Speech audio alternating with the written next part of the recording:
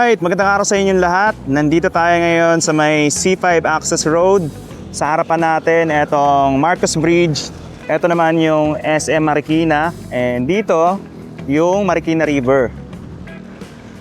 Kung mapapansin nyo, etong wall na to, makikita natin kung ano yung nakasulat. Ito ang Toyo Shimizu Joint Venture. Nandito sa harapan natin, itong napakalaking project ngayon dito.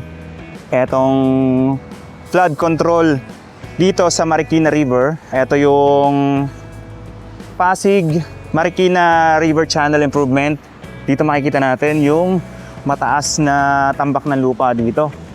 Kita natin yan sa drone shots natin. And dun sa may kabilang side, nandun yung malaking wall na mukhang napakatibay at saka napakakapal ng pagkakagawa. Kasi ito ay Japanese contractor yung may hawak ng project na to.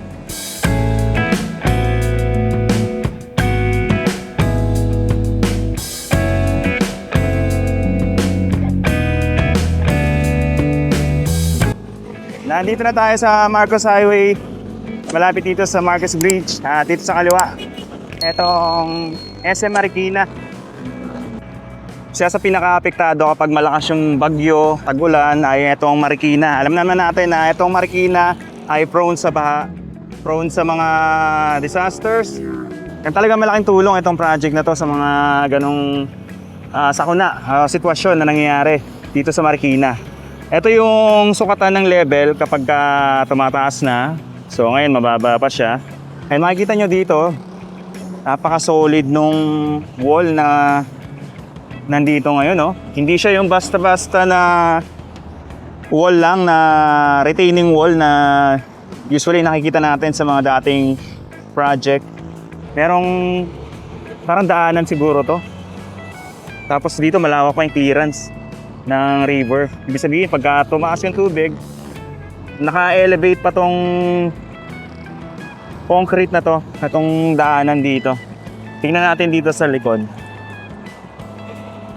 Ayan, so ito yung daan sa likod. Nandito naman tayo sa kabilang side netong SM Marikina. Pansin ko, merong butas dun sa ilalim. Yan siguro yung design para makalabas yung tubig kung magagaling dito. Siguro, baka para hindi matrap yung tubig, makalusot siya papunta doon sa Marikina River. Tapos ito sa baba, ito na yung karugtong ng retaining wall dito. And ito, mukhang matagal na itong nagawa. Itong wall na to rito. And doon sa may pagtawid, doon sa kabila, ay makikita natin, may mga construction ngayon dyan. And marami pang ginagawa dito sa harapan. Nandiyan yung mga buhangin, yung mga graba. So lapitan natin yon para mas makita natin na mas malapitan. Malapit dito yun sa may, ito yung river banks.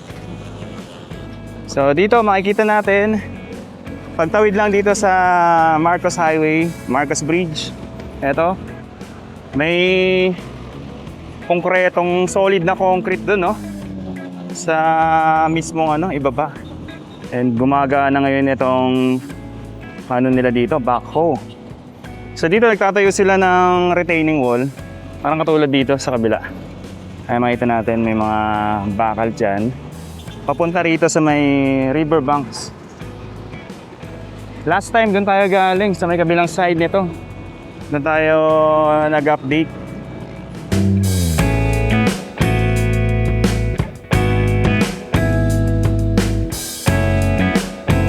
Pansin ko lang dito sa Marikina, malinis, no?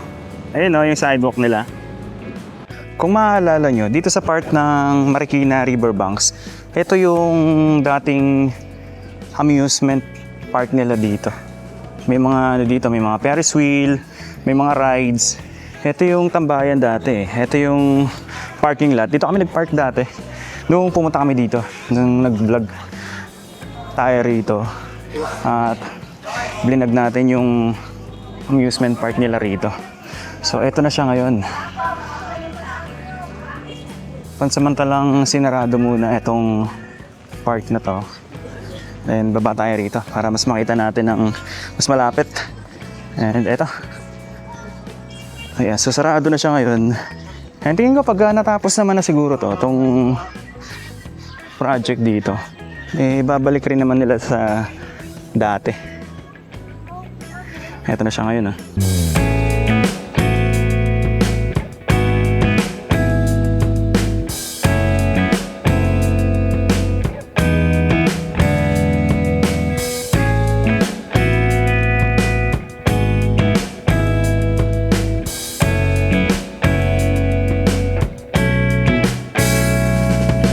Makikita natin na solid yung simento, yung concrete na nilalagay rito, dito sa retaining wall nila.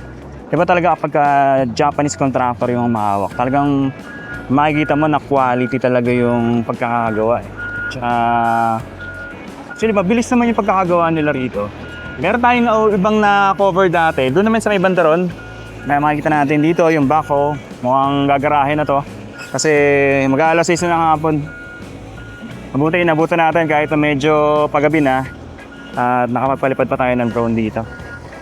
So ito yung pasyalan nila dati rito eh. Ayun o, makita niya, lawak na lupa nito dati. Pababa to, tapos may hagdan pa dyan. Tapos dito yung tambayan dati. So dito sa part na to, actually mataas na to rito eh. Pero tingnan natin kung ano pa yung gagawin nila rito. Kaya makikita natin may mga sandbag dito na nakalagay dyan.